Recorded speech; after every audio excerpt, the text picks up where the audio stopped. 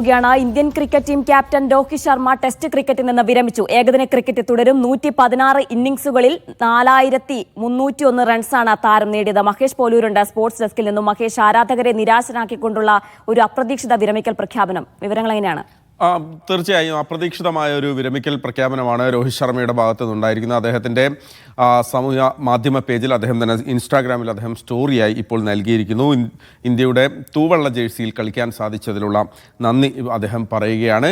ഇവിടെ അവസാനിപ്പിക്കുകയാണ്. ഒപ്പം ഏകദിന ക്രിക്കറ്റിൽ താൻ തുടരും എന്ന് രോഹിത് ശർമ്മ പറയുന്നു. നേരത്തെ പറഞ്ഞതുപോലെ 67 മത്സരങ്ങൾ ഇന്ത്യക്കായി അദ്ദേഹം കളിച്ചു. 4300 റൺസ് അദ്ദേഹം നേടി. 12 സെഞ്ചുറികൾ, ഒരു ഇരട്ട സെഞ്ചുറി, 18 അർദ്ധ സെഞ്ചുറികൾ ഉൾപ്പെടെ നല്ലൊരു ട്രാക്ക് റെക്കോർഡുള്ള താരം കൂടിയാണ്. ഇംഗ്ലണ്ടിനെതിരായ 5 മത്സരങ്ങളടങ്ങിയ പരമ്പര വരാനിരിക്കുകയാണ്. ജൂണിൽ ആരംഭിക്കുകയാണ്. അതിൻ്റെ ടീം പ്രഖ്യാപനം ഒരാഴ്ചയ്ക്കുള്ളിൽ ഉണ്ടാകും. രോഹിത് ശർമ്മയെ ക്യാപ്റ്റൻ സ്ഥാനത്ത് നിന്ന് മാറ്റണം എന്ന് സെലക്ടർമാർ ആവശ്യപ്പെട്ടു എന്ന തരത്തിലുള്ള വാർത്തകൾ, റിപ്പോർട്ടുകൾ ഉണ്ടായിരുന്നു. അത് നിലനിൽക്കുമ്പോഴാണ് ഇപ്പോൾ രോഹിത് ശർമ്മയുടെ ഒരു വിരമിക്കൽ പ്രഖ്യാപനം ഉണ്ടാകുന്നത്. ഇന്ത്യയുടെ ക്യാപ്റ്റനായി അദ്ദേഹം 24 ടെസ്റ്റുകളിലാണ് ഇന്ത്യയെ നയിച്ചത്. അതിൽ 12 ടെസ്റ്റ് മത്സരങ്ങൾ അദ്ദേഹത്തിൻ്റെ ക്യാപ്റ്റൻസിയിൽ ഇന്ത്യക്ക് ജയിക്കാനായി. 9 എണ്ണത്തിൽ പരാജയപ്പെടുകയും ചെയ്തു. 3 മത്സരങ്ങൾ സമനിലയിലേക്ക് പോവുകയും ചെയ്തു. അപ്പോൾ നല്ലൊരു ട്രാക്ക് റെക്കോർഡ് അദ്ദേഹത്തിനുണ്ടായിരുന്നു. പക്ഷേ കഴിഞ്ഞ അവസാനം, പ്രത്യേകിച്ച് ഓസ്ട്രേലിയക്കെതിരായ പരമ്പര, ന്യൂസിലൻഡിനെതിരായ പരമ്പര, ഈ മത്സരങ്ങളിലൊക്കെ ടെസ്റ്റിൽ ഇന്ത്യയുടെ പ്രകടനം വളരെ മോശമായിരുന്നു.